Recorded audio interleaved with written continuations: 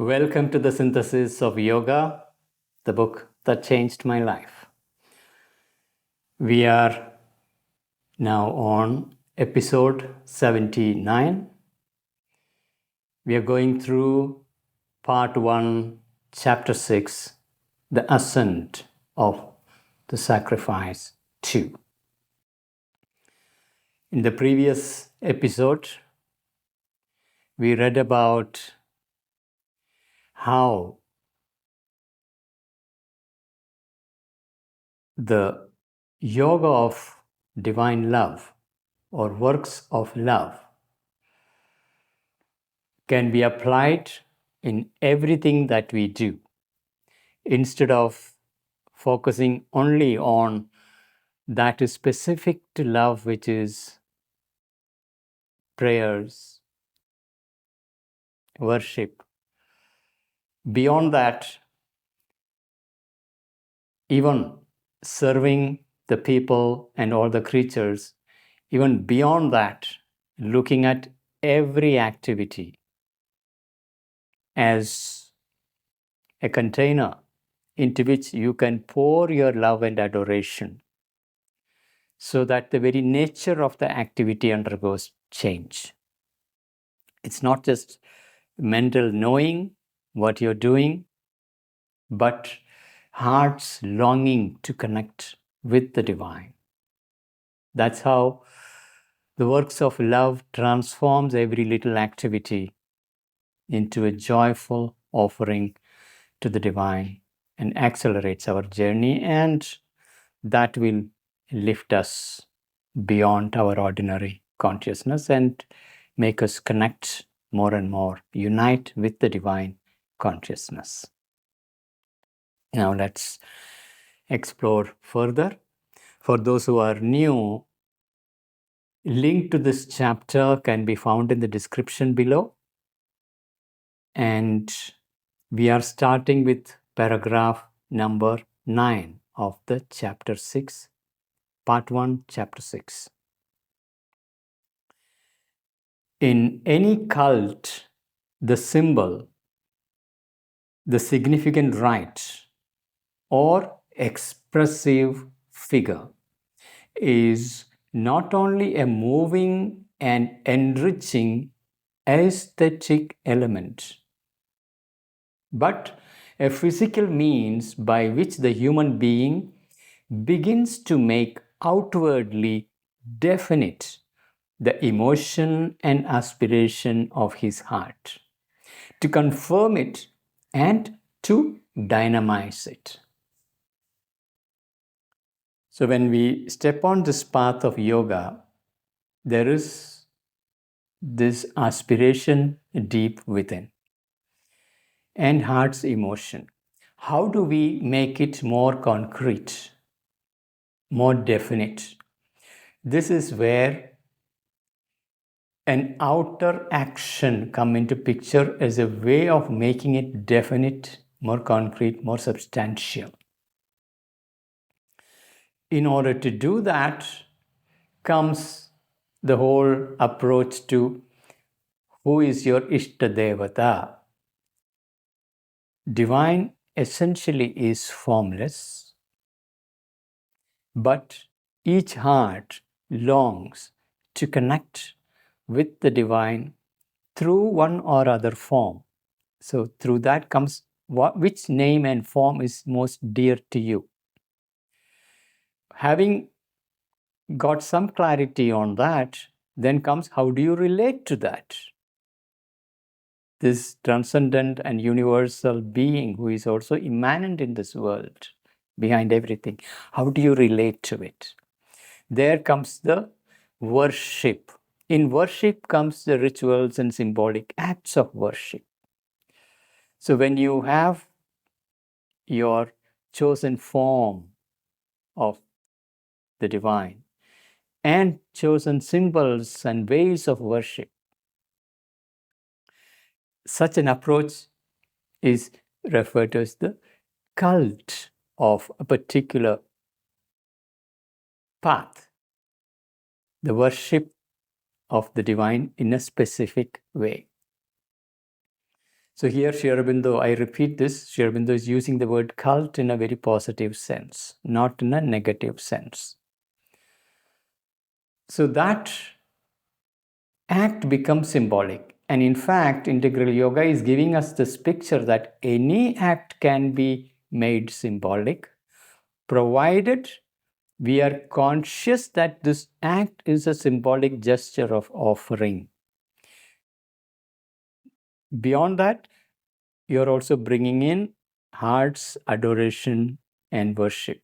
In fact, that is the most essential part that transforms an act into a symbolic expression. And any form become a vehicle, a container to pour in that love. So in any cult, the symbol, the significant rite or expressive figure. So there are rituals in every community or rites, various protocols, procedures, expressive figure. It is expressing your conception of the divine and the path you're walking. It brings the meaning. So the significant rite or expressive figure is not only a moving and enriching aesthetic element. So when you are creating, or if you observe those who have already created various acts of worship, temples in particular, there is a great deal of aesthetic experience that is encoded. If you look at a traditional Indian temple, the whole experience of meeting the divine and the whole journey towards the sanctum sanctorum, there is this journey in which you are going around looking at beautiful sculptures and the entire narratives of mythology, beautifully done. And you're going through a profoundly rich aesthetic experience, finally arriving at the inner contact with the deity that is seated. So that's a whole ritualized, concrete, physical way of connecting with the divine through the heart. This is very different from those who are approaching from the mind, study of scriptures, philosophy, things like that. Here we are looking at the heart's approach. So in every place of worship, you will find their own rituals, and aesthetics is a central dimension to it, because where there is love, there is harmony. Where there is harmony, there is beauty. Where there is beauty, there is delight. Aesthetics is that doorway to delight. Therefore, arts, music, dance, all these naturally and spontaneously become part of your worship, approach to the divine. Heart's longing for the divine, finding expression as art, music, painting, sculpture, and the ritualized ways of connecting, where you're activating the heart and emotion with the rich aesthetic experience. So, in any cult, the symbol, the significant rite or expressive figure is not only a moving and enriching aesthetic element, but a physical means by which the human being begins to make outwardly definite. So our emotion is within us. Now, how do we outwardly make it definite, concretized? This is where the outer activities become the means. The human being begins to make outwardly definite the emotion and aspiration of his heart, to confirm it and to dynamize it. On one hand, you're acknowledging, you're confirming, I have this aspiration, I have this longing. Then you're confirming, and then you're dynamizing it through the act. Whether you are lighting a lamp in the morning consciously, putting some incense, whatever be specific rituals through which you heighten that linkage with the divine. So this outward activities confirm it, dynamize it, and make it definite, which otherwise will remain deep in the heart as an emotion, as a silent aspiration. That is brought forth through the outer ritual activity.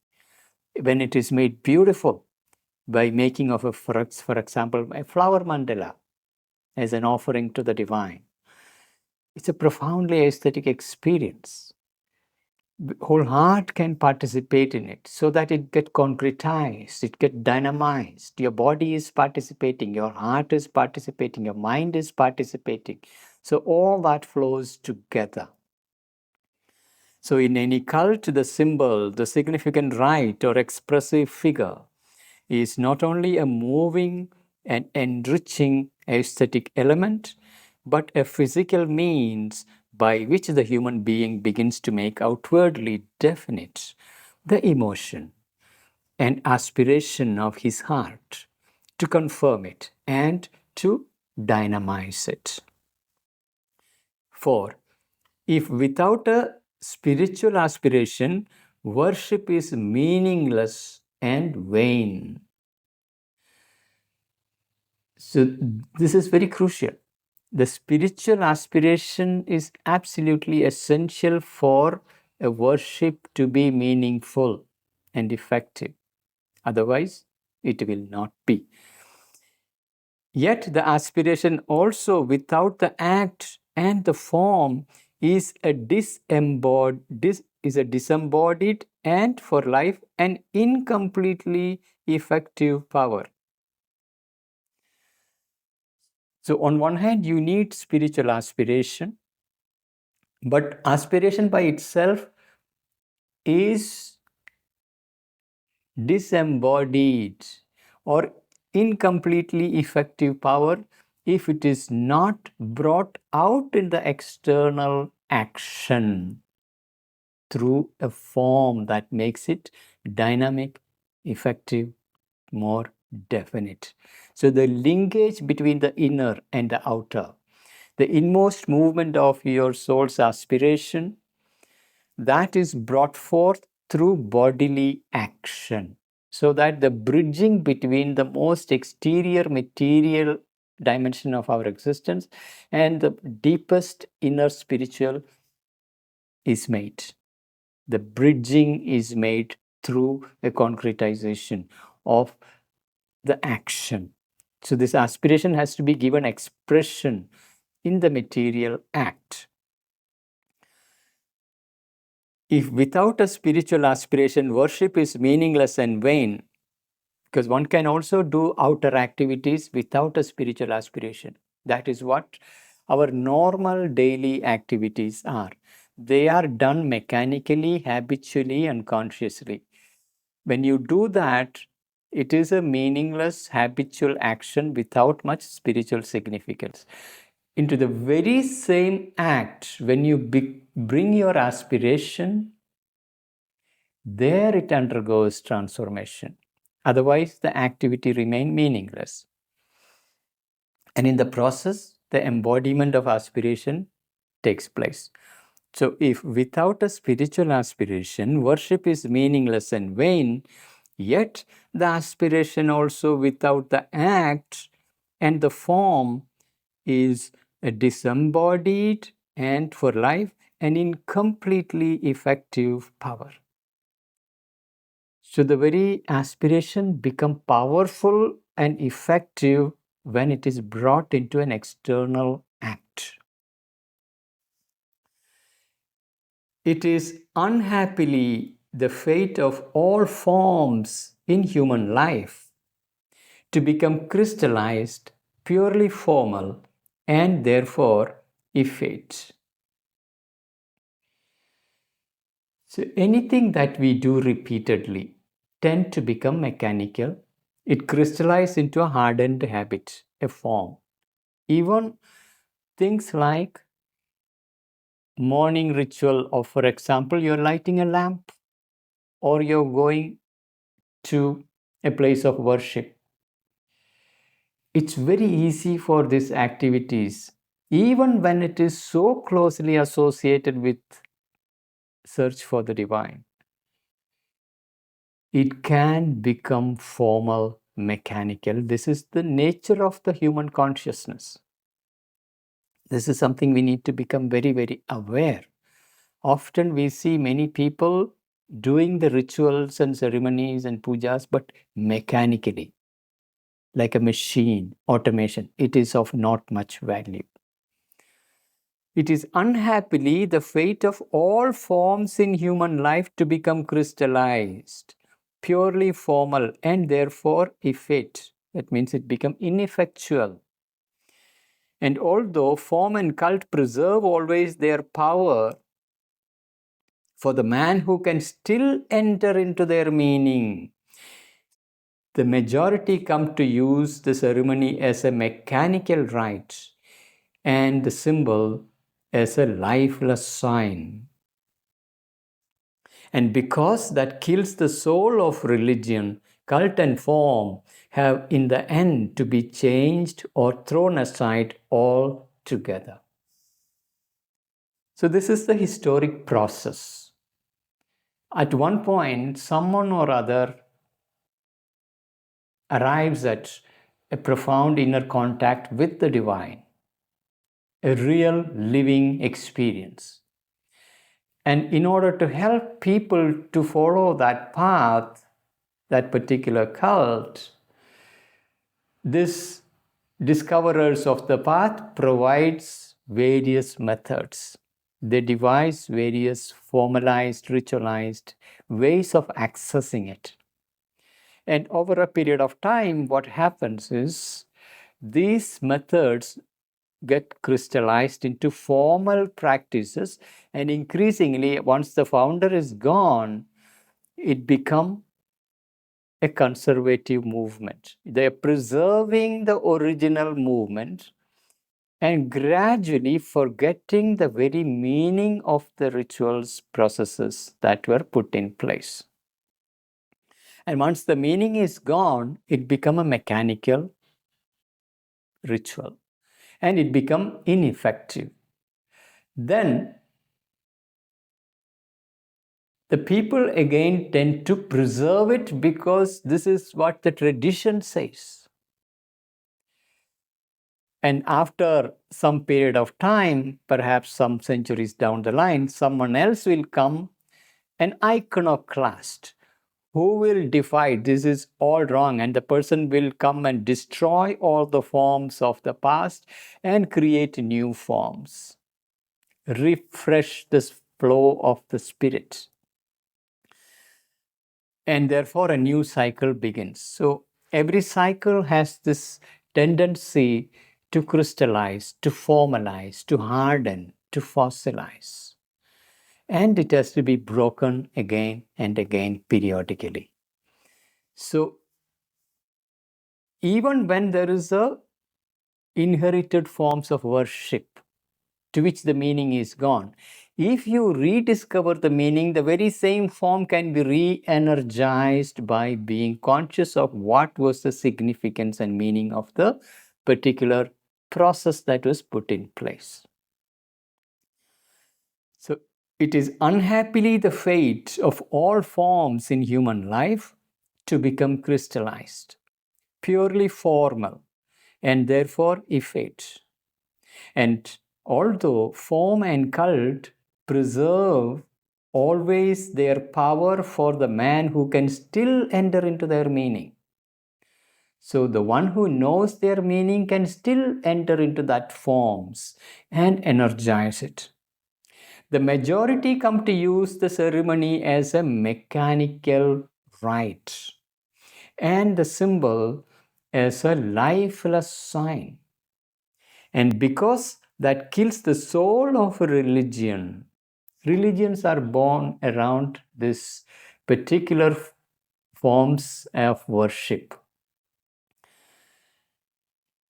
Because that kills the soul of religion, the cult and form have in the end to be changed or thrown aside altogether.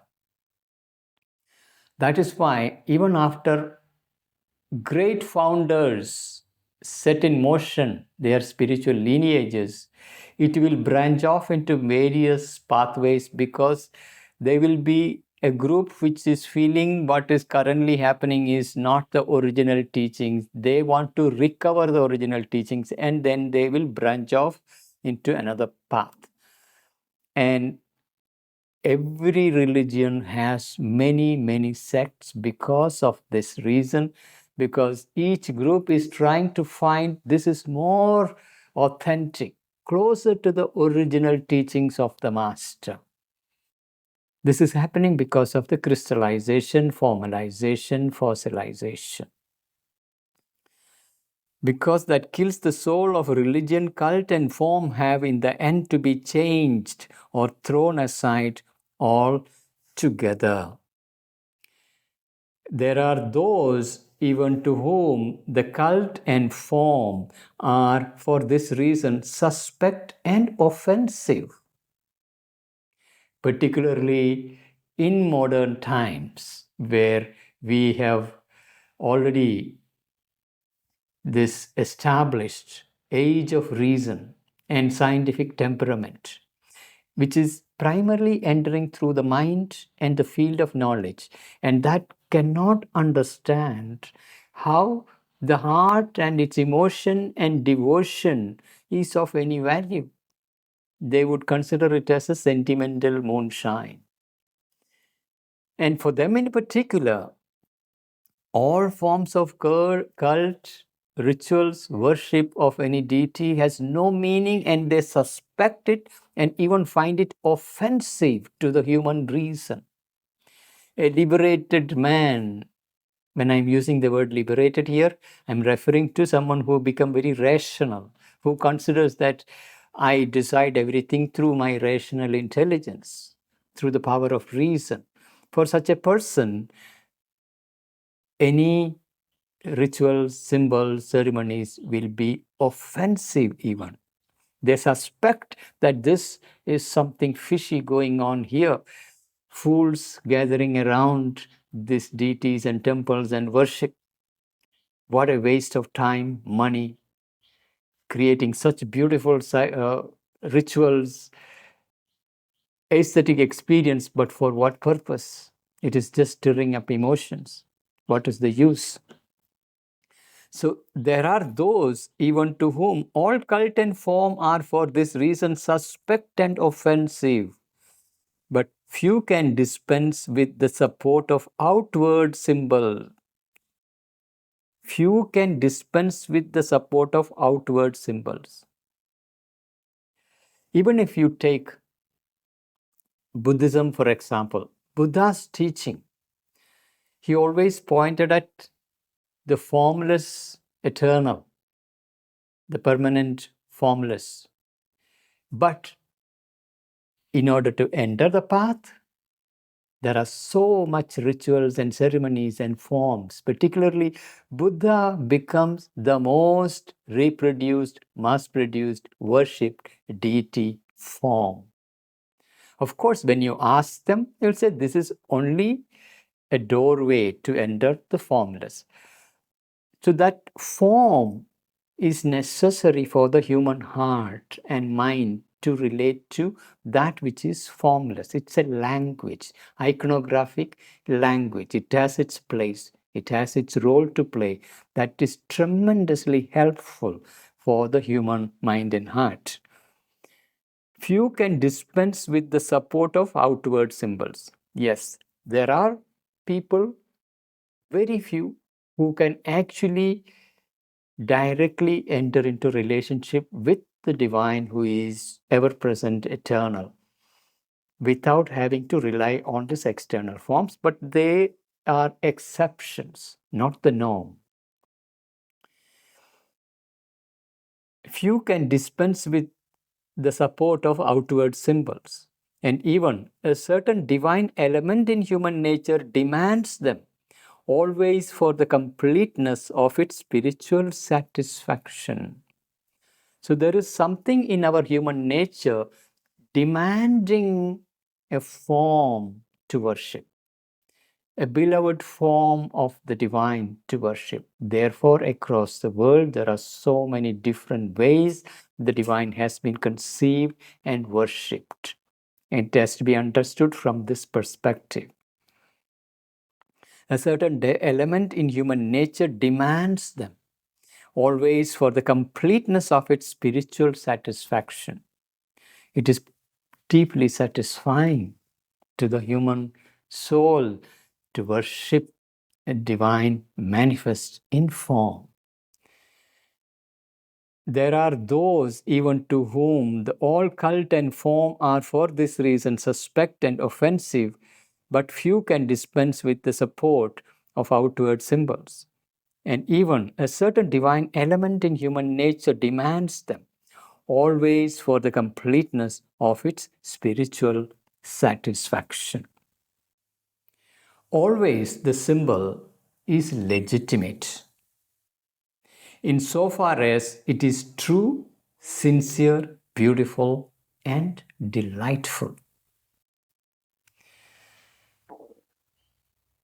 Symbols are legitimate if it is true, sincere, beautiful, and delightful.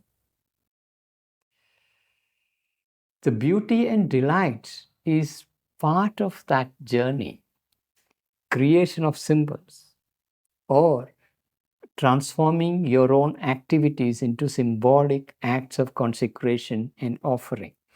Always the symbols are legitimate insofar as it is true, sincere, beautiful, and delightful. And even one may say that a spiritual consciousness without any aesthetic or emotional content is not entirely, or at any rate, not integrally spiritual.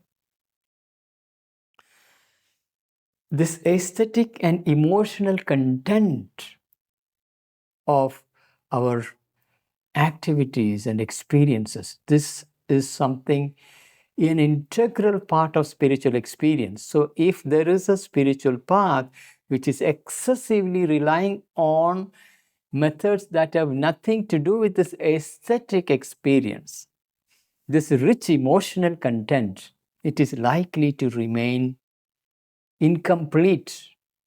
And we can see that particularly in philosophy-centered spiritual movements that is largely into discussing dialogue and exploration through metaphysics, rational analysis, logical philosophical explanation. And it can satisfy the mind, it cannot satisfy the heart and its emotions.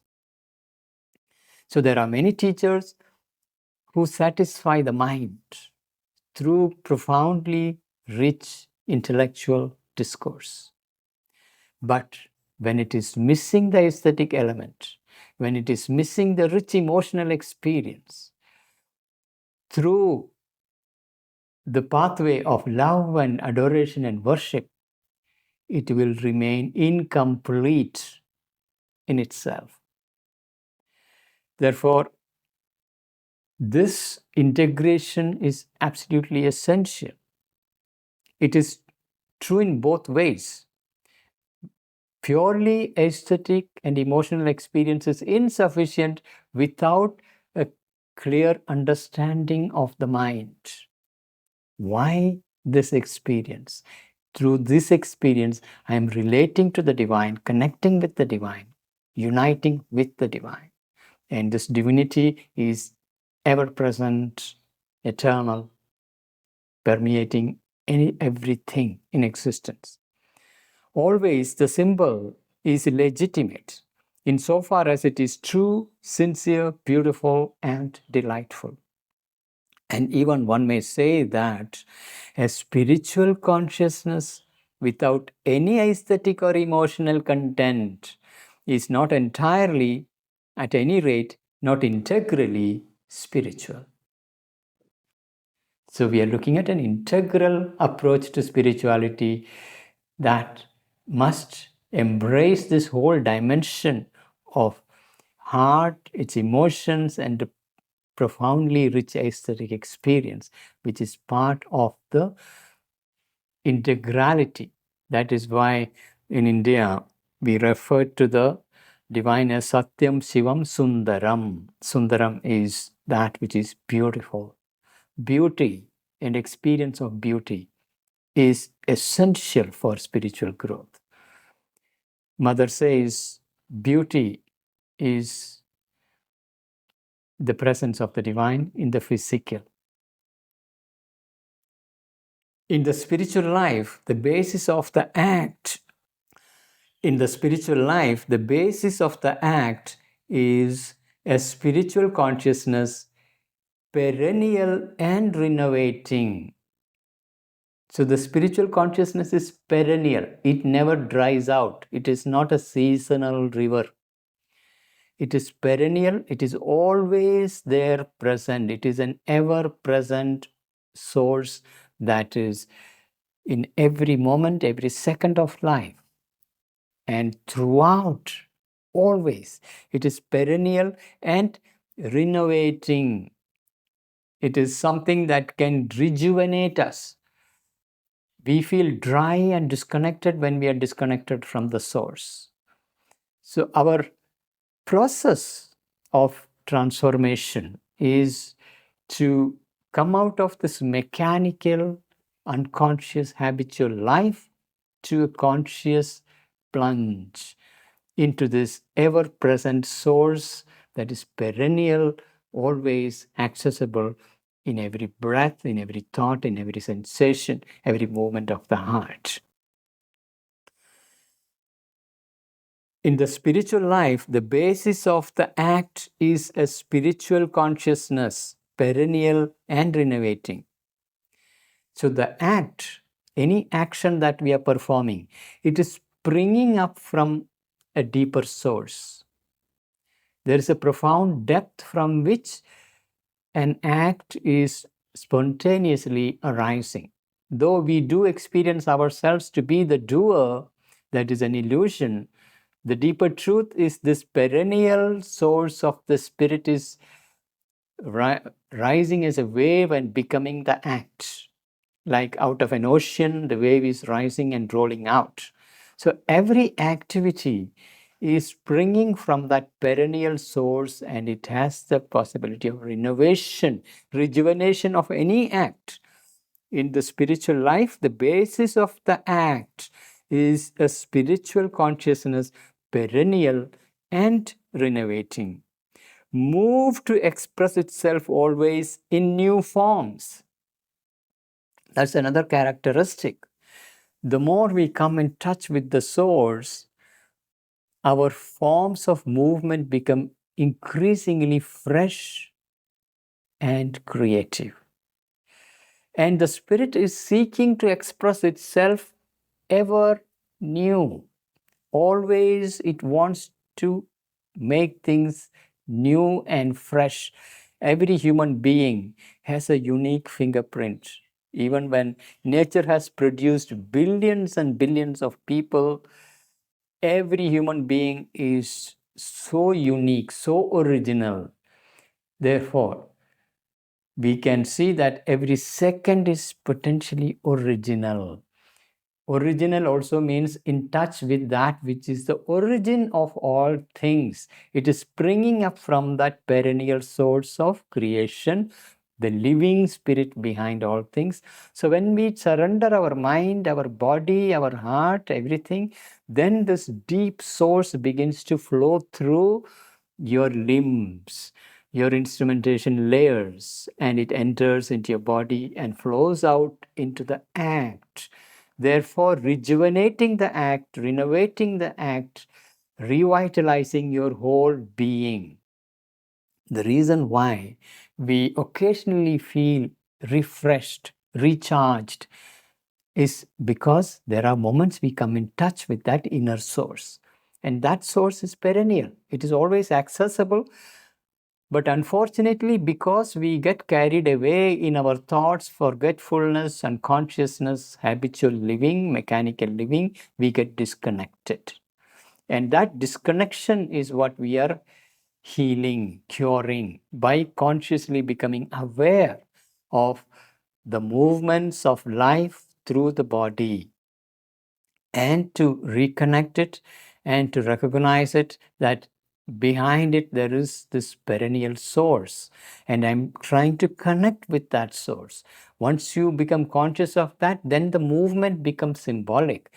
And beyond that, if you're able to bring truly the love and adoration for the divine into that act, that is the game changing element that makes the act into works of love and adoration of the divine in all that we do.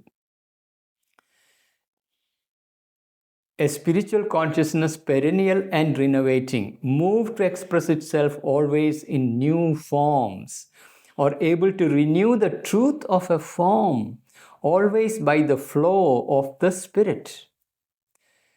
So it can always renew the spirit of a form, truth of a form, and so express itself and make every action a living symbol of some truth of the soul. Some truth of the soul. Soul is expressing infinite variety of possibilities, of its ananda, of becoming. So some truth of that wave of ananda rising from the soul will find its expression in any gesture, in anything that you do, provided you are in touch with that perennial source. So makes every action a living symbol of some truth of the soul, is the very nature of its creative vision and impulse. There is a creative vision and impulse. These are two different aspects of one movement. One is the vision.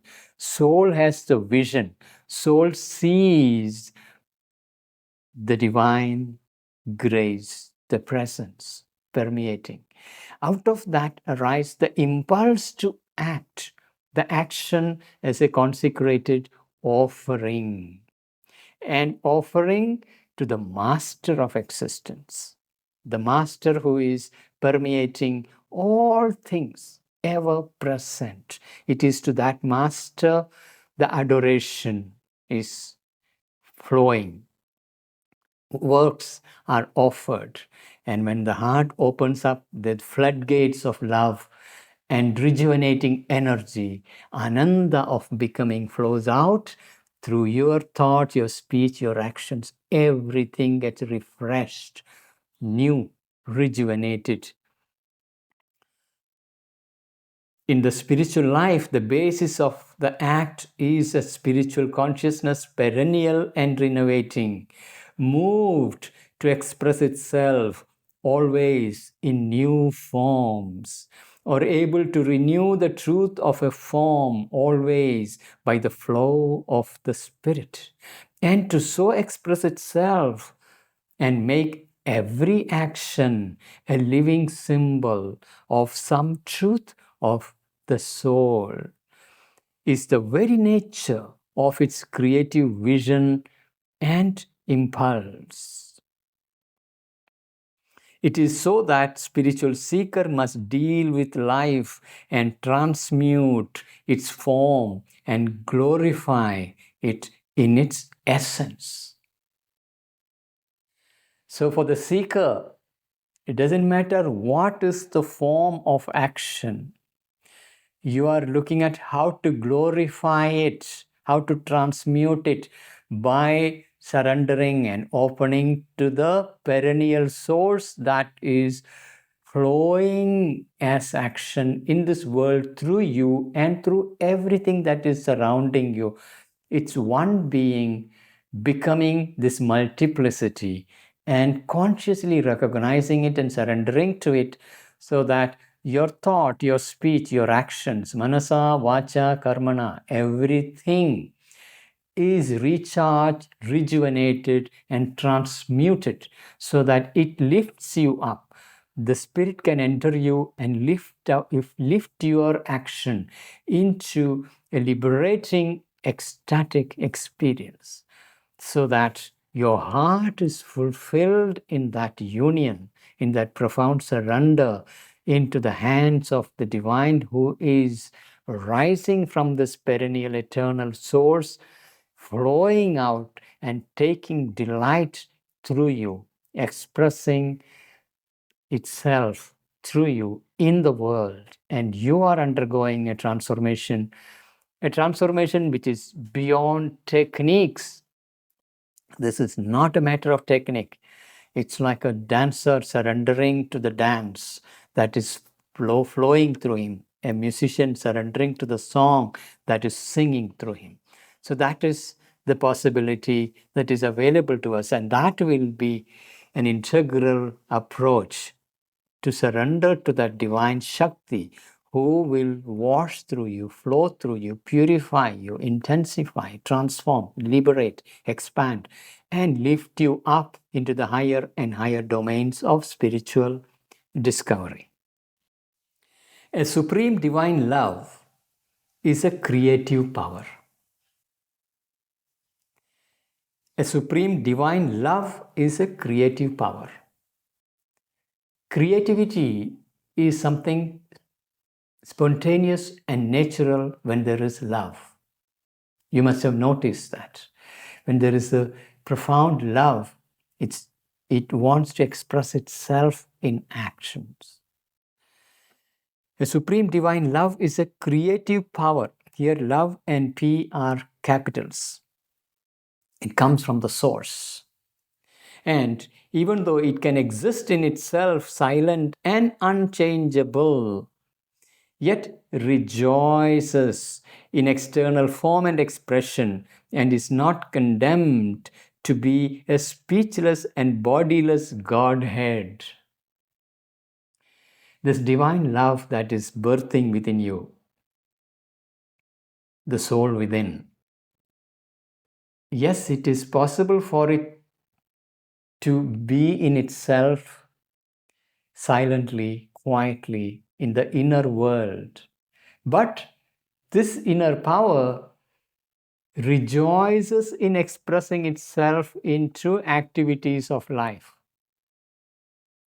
Not only music and dance and art and poetry, but also everything that you do. Imagine there is an outpouring of love in your heart. And if you are cooking with that, you will naturally remember for whom you are cooking. It is for the beloved. The recipient may be your child, your spouse, your family. But when you know it is that ever-present eternal love that is pouring out through your limbs, through your fingers, even when you cut vegetables, the very vegetable itself appears to be a vehicle through which your love is flowing and itself becoming the sacrament offered. So all that transformation can happen. And it's not enough that love feels itself satisfied sitting in silence, but it doesn't want to be a mute and disembodied Godhead, bodiless Godhead. It wants to flow into forms. It wants to become a food that is offered. It wants to become a flower mandala that is offered. It wants to become organization that you're building. Anything and everything can be filled with that love. A supreme divine love is a creative power. And it is by surrendering to that love, you become incredibly creative. Because it is the very nature of love to be creative. And it is seeking perfection. It wants to make everything more and more beautiful, perfect. Even though it can exist in itself silent and unchangeable, yet rejoices in external form and expression, and it is not condemned to be speechless and bodiless Godhead. Love doesn't want to remain speechless and bodiless. Love wants to speak, to sing, to dance, to express, to create forms, the world of forms, so that this world become beautiful.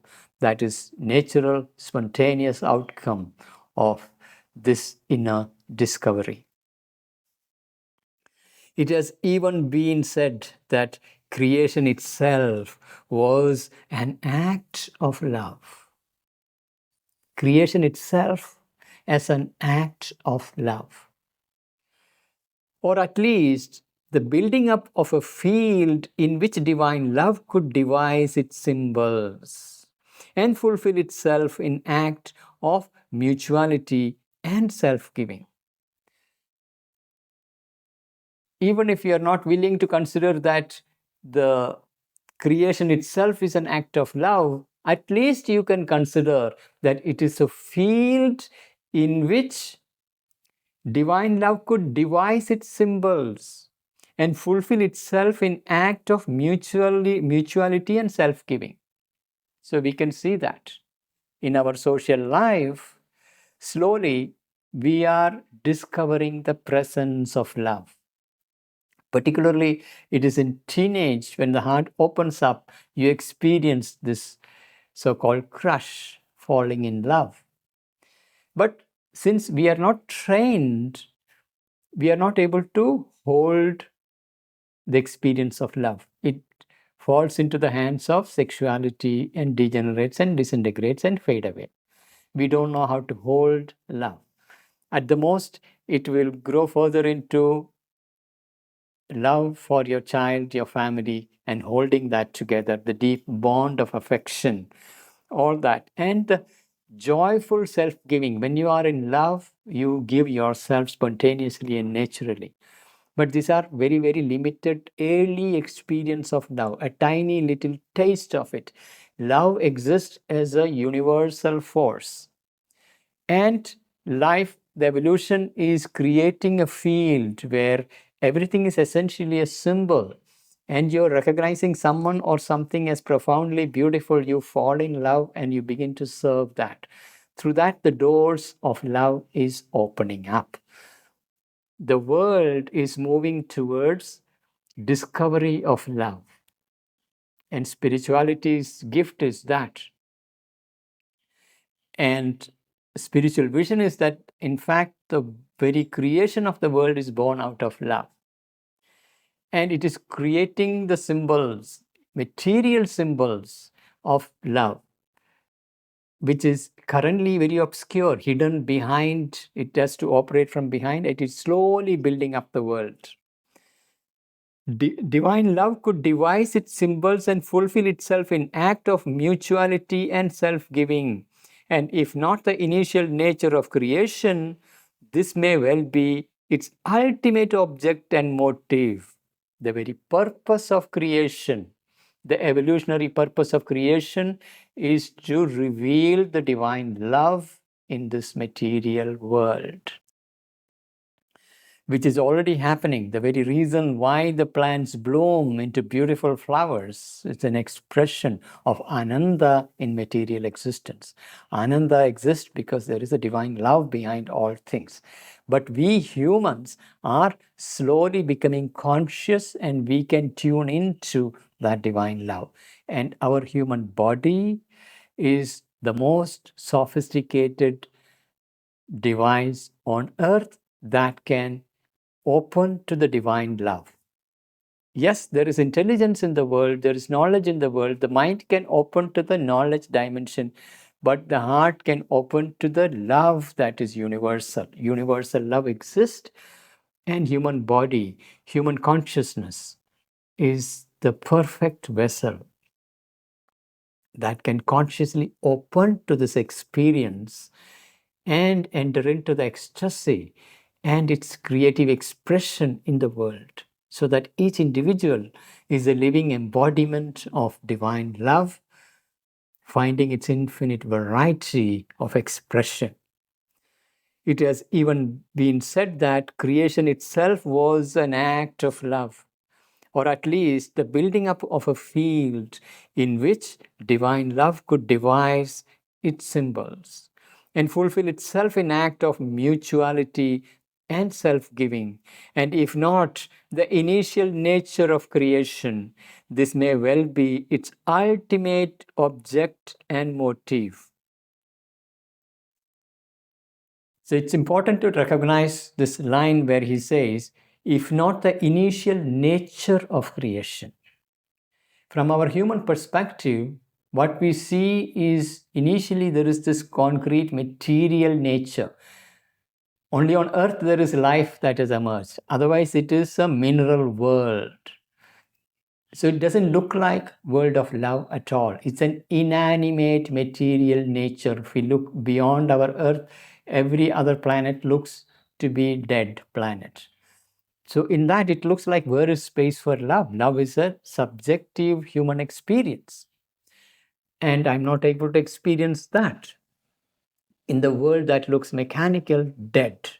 In that world, life emerges, and then mind emerges, and within that, the divine love emerges and reveals itself. It is involved.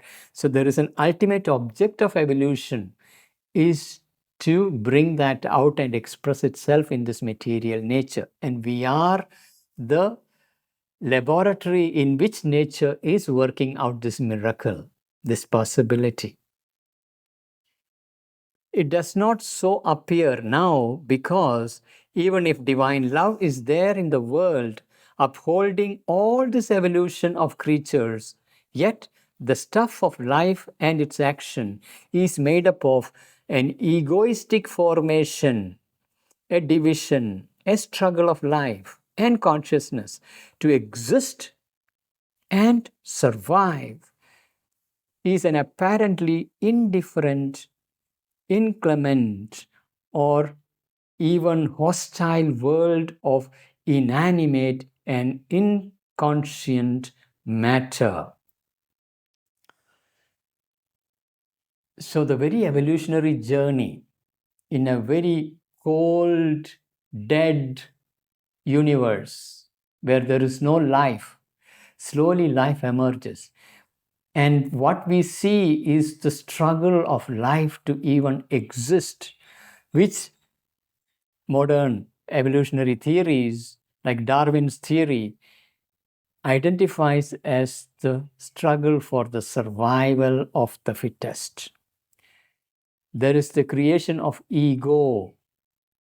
In the very introduction of Synthesis of Yoga, Sri Aurobindo talks about movements of nature are integral, but there is a lower nature and higher nature. Lower nature is where the movement is culminating in the creation of ego.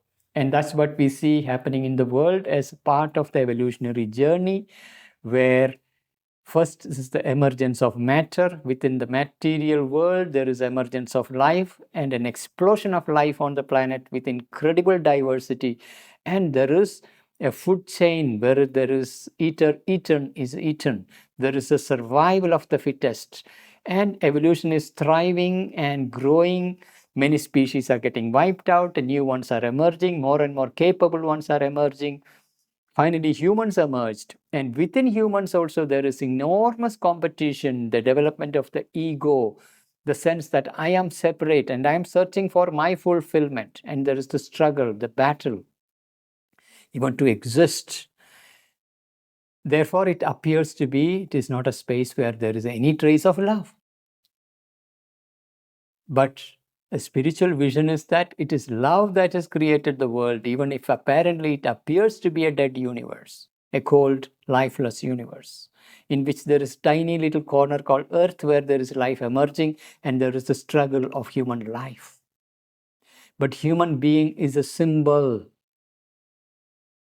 latest version in nature's evolutionary journey where she is working towards unveiling the divine love. And that is our privilege. That is the door, that is the key the psychic being is holding deep within our heart. And we are blessed to have that opportunity and become conscious of this possibility. It does not so appear now because even if a divine love is there in the world, upholding all this evolution of creatures, this divine love is upholding all this evolution of creatures. Yet the stuff of life and its action is made up of an egoistic formation, because the lower nature has to form the separate entities that believes that I am separate and pushing for its own survival and existence. A division, a struggle of life and consciousness to exist and survive is an apparently indifferent, inclement, or even hostile world of inanimate and inconscient matter. And this gets translated psychologically as me, the small little thing struggling to survive, struggling to find my way in this world. It comes from this deep sense of separation. First of all, I am separate from the rest of life, and I am tiny, and I am limited. And that sense of limitation is very binding, and it's an illusion of the ego, of the lower nature. And the promise of yoga is that we can unpack this limitation and open. And the key to that opening is right in the depths of our heart, as the psychic being who is the leader of our evolution, who is the link to the divine love. It is the very presence of the divine love secretly hidden deep within us. In the confusion and obscurity of this struggle, all are thrown against each other with a will in each to assert its own existence first and foremost. So, in that evolutionary crucible that is Earth, here where there is all these life forms emerging, all are thrown into each other to assert itself, assert its will to exist. So that is the first and foremost necessity, to claim your individuality, your individual life, and assert that evolution demands from each individual. You assert your will and exist, demand your existence. Assert its own existence first and foremost, and only secondarily to assert itself in others, and very partially for others. So first is asserting oneself, then comes asserting in others. How do you do that?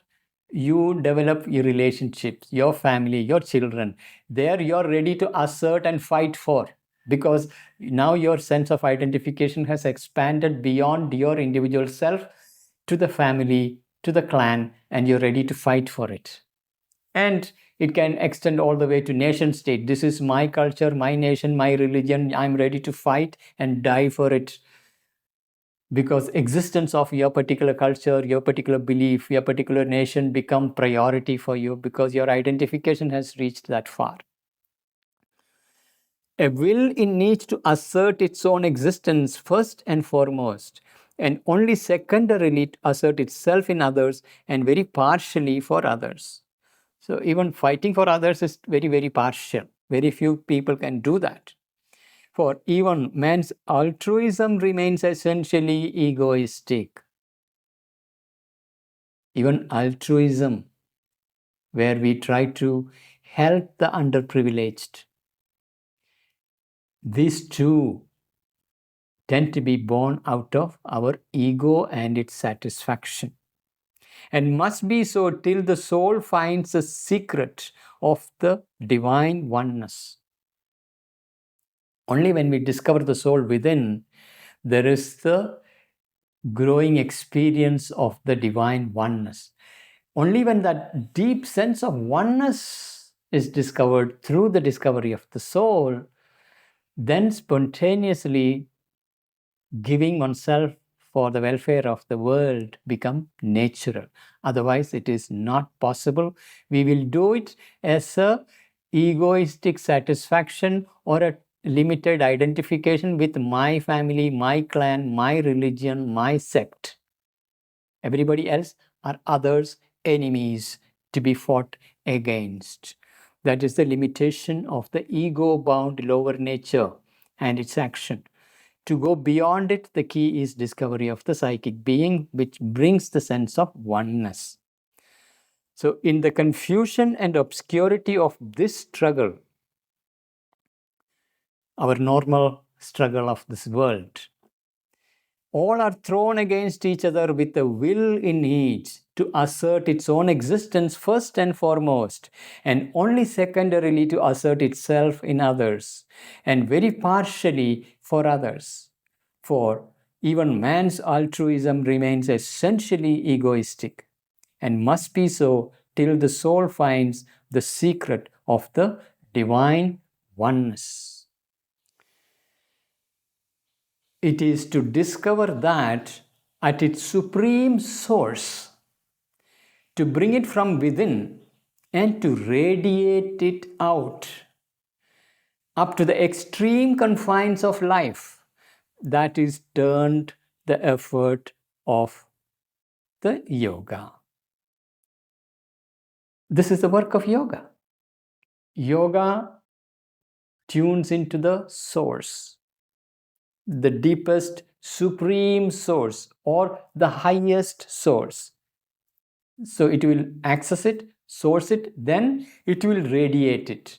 Radiate it to the extreme limits of life, extremities of life. What is the extremity of life? Matter. Very body itself is an obscure material formation. Imagine divinization of the body, accessing the supreme source of divine love and radiating that love into the very material substance of our body, and through that into the very material substance of the world outside. That is what the work of yoga is, and integral yoga is. This eventually will lead to divinization of matter itself, the body itself. That's the promise and the purpose of yoga. It is to discover that at its supreme source, to bring it from within, and to radiate it out up to the extreme confines of life, all the way down to the cellular atomic existence, extreme confines of life. That is turned the effort of the yoga. We can see that in mother's life. In her last stage of life, she was bringing the cellular transformation, the divine love flooding the world, and that love entering into the cellular consciousness and transforming the cellular consciousness, otherwise bound by the habit of death. And it is love that conquers death. And that is what the whole book called Savitri is all about: love conquering death, divine love conquering death.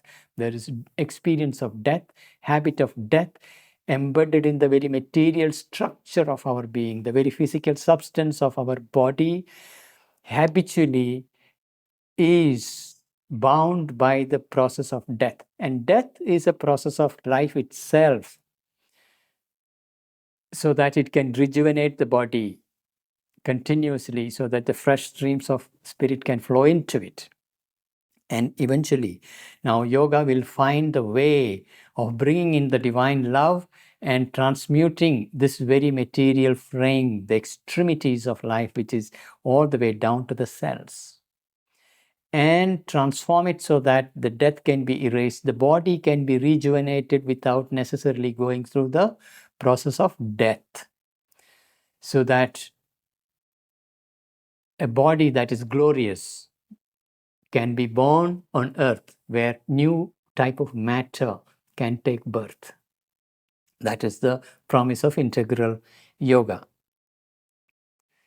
It is to discover that at its supreme source, to bring it from within and to radiate it out up to the extreme confines of life, that is turned the effort of the yoga. All action, all creation must be turned into a form. All action. The moment there is a movement, movement creates form. All action, all creation must be turned into a form. Form giving, from the formless, giving birth to form, is absolutely the basic. Without it, no creation happens. So there is the formless, from where there is the inner vision, the soul vision. From the soul vision, the emotions and the energies are moved and clear forms are seen, and these forms are brought forth into materialization. So all action, all creation must be turned into a form, a symbol of the cult, the adoration, the sacrifice. So everything that you do can become the symbolic ritual, or you may even devise unique symbols specific to your path, your way of living, your morning rituals, your evening rituals. You may design your own ways of adoration, the sacrifice, because all these are ultimately adoration of the divine, the master of existence, the Lord of the sacrifice. It must carry something that makes it bear in it the stamp of a dedication. Stamp of a dedication. That is the indication. You are dedicating every act, every symbolic gesture to the Lord of the sacrifice. A reception and translation of the divine consciousness. To do this dedication, you need to first receive, invoke within yourself that divine presence, so that from there you can dedicate. It become a conscious offering. A reception and translation. Receive and translate into the context in which it is trying to express. Translation of the divine consciousness. There is divine consciousness within, there is divine consciousness above. Accessing it, translating it into action. A service of the beloved, a self-giving, a surrender. It is the service of the beloved, all beautiful, who is the ever-present origin, source, and destination. A self-giving, a surrender. It is to that which we are surrendering and giving ourselves entirely, wholeheartedly, without any reserve, without holding back any trace. That opens the path. That accelerates the journey. All action, all creation must be turned into a form, a symbol of the cult, the adoration, the sacrifice. It must carry something that makes it bear in it the stamp of a dedication, the reception and translation of the divine consciousness, a service of the beloved, a self-giving, a surrender. Surrender is what makes everything possible. Surrendering to the divine consciousness, nothing else. We are not surrendering to the laziness. We are not surrendering to fear. We are not surrendering to anger. We are not surrendering to restlessness. We are not surrendering to compulsion. We are not surrendering to habitual mechanical movements. Instead, we are consciously invoking the divine presence within, and let its vision and impulsion flow out into action, where every act become a dedication, a self-giving, an adoration, an offering, a consecration. This has to be done wherever possible, in the outward body and form of the act. This has to be done wherever possible in the outward body and form of the act. It is in the very outward form all the way. We have to radiate it out into the physical movement. It must be done always in its inward emotion and an intensity that shows it to be an outflow from the soul towards the eternal. So it is a radiation, radiant flow from the inmost center. So there is an inward movement to connect to the source within, and from there is an inner inspired vision of the beloved, and that radiates out into action, flowing out, so that from there the actions are permeated, infused by that divine inspiration and love and beauty and delight. Natural will be the expression. This has to be done wherever possible in the outward body and form of the act. It must be done always in its inward emotion and an intensity that shows it to be an outflow from the soul towards the eternal. Soul is flowing towards the eternal who is present in this world, here now, in this infinity, in this eternity of our material existence, into which it is pouring. And that is the works of love in the world. In itself, the adoration in the act. In itself, the adoration in the act is a great and complete and powerful sacrifice. This simple adoration in the act, not a silent adoration inward turned, but adoration in the act, is a great and complete, powerful sacrifice that tends by its self-multiplication. Self-multiplication, there is a natural expansion that happens to reach the discovery of the one and make the radiation of the divine possible. So this very adoration has the very tendency to multiply, to grow. The more you give yourself, the more the divine pours into you and enlarges you, expands you, clears you, purifies you, transforms you. And that eventually makes possible for the divine consciousness to radiate through you. But you must surrender completely, trust completely, and give yourself to the deepest, the highest, the noblest aspiration of your soul. So in itself, the adoration in the act is a great and complete and powerful sacrifice that tends by its self-multiplication to reach the discovery of the one. It will lead us to the discovery of the one and make the radiation of the divine possible. For devotion by its embodiment in acts not only makes its own way broad and full and dynamic, but brings at once into the harder way of works in the world the divinely passionate element of joy and love. Our normal action in the world, and this world is full of hardship. Therefore, our action in the world is full of hardship. Into that hardship, if we are able to bring the adoration of the divine, what it will do is the spontaneous natural flow of joy and love that will change the very character of our act, our work, from hardship to a profound service in adoration, full of joy and love. Devotion by its embodiment in acts not only makes its own way broad and full and dynamic, so it will make it broad, full and dynamic, but brings at once into the harder way of works in the world the divinely passionate element of joy and love. Divinely passionate element. It is not the human passion, but divinely passionate element that brings its selfless joy and love that would radiate in whatsoever you do.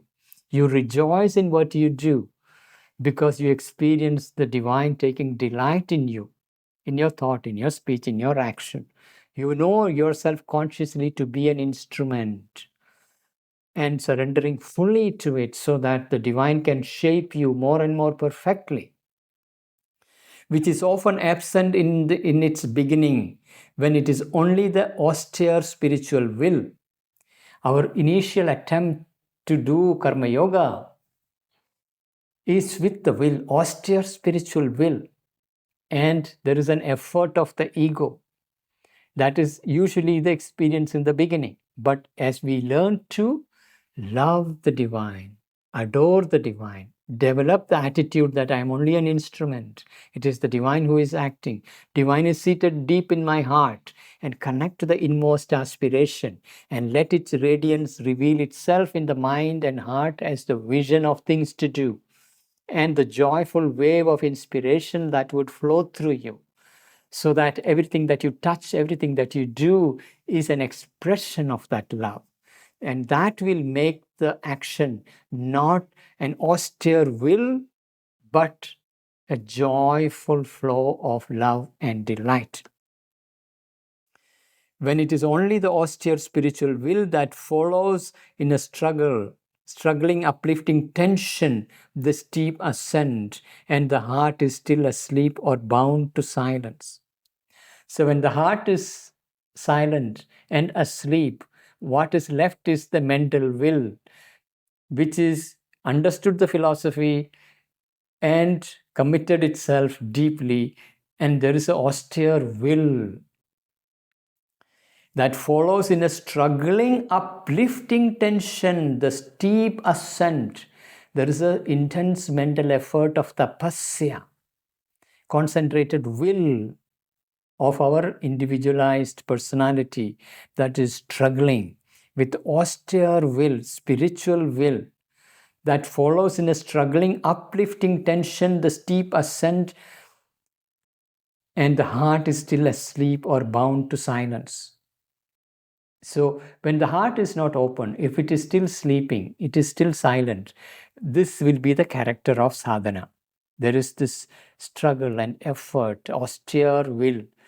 But the more we are able to open to the psychic being within and its aspiration, psychic being knows that divine permeates everything.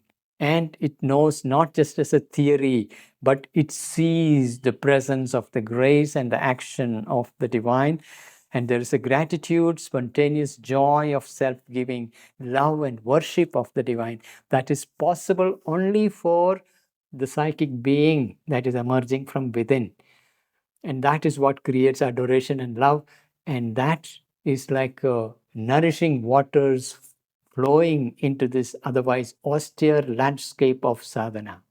So bring your heart, bring your love and devotion, opening the heart. That will make sadhana beautiful, enjoyable, full of love, devotion, and effortless. The radiance of the divine flowing out from the heart without anything holding back. The unreserved flow of a complete surrender. For devotion, by its embodiment in acts, not only makes its own way broad and full and dynamic, but brings at once into the harder ways of works in the world the divinely passionate element of joy and love, which is often absent in its beginning, when it is only the austere spiritual will that follows in a struggling, uplifting tension, the steep ascent, and the heart is still asleep or bound to silence. If the spirit of divine love can enter, the hardness of the way diminishes. That's the most amazing part. If the spirit of divine love can enter, the hardness of the way diminishes. The tension is lightened. There is a sweetness and joy in the core of difficulty and struggle. Difficulties doesn't end. Struggle need not end. But in the very core of difficulty and struggle, there will be the sweetness and joy. You know why I am struggling, why these difficulties are. You know its significance. You know its shaping hands. You know how it is building you, building your faculties, making you perfect. It is a divine embrace. That perception can arise only when love opens the doors. So, if the spirit of divine love can enter, the hardness of the way diminishes. The tension is lightened. There is a sweetness and joy, even in the core of difficulty and struggle. The indispensable surrender of all our will and works and activities to the Supreme. The indispensable surrender of all our will and works and activities to the Supreme is indeed only perfect and perfectly effective when it is a surrender of love. We can surrender from a mental understanding, a conscious mental understanding, an intellectual understanding, but it will not have the juice of surrender of love. In surrender of love, there is ananda. There is a profound expansion that happens. There's a widening that happens when you surrender in love. There is no trace of ego. Ego dissolves happily when there is love. So, the indispensable surrender of all our will and works and activities to the Supreme is indeed only perfect and perfectly effective when it is a surrender of love. All life turned into this cult. All actions done in the love of the divine and in the love of the world and its creatures, seen and felt as the divine manifested in many disguises, become by that very fact part of an integral yoga. So this is where it will lead you to. All actions done in the love of the divine. Everything is done for the sake of the beloved. It is a labor of love. Not only that, in the love of the world and its creatures, we love the world and its creatures also because seen and felt as the divine manifested in many disguises.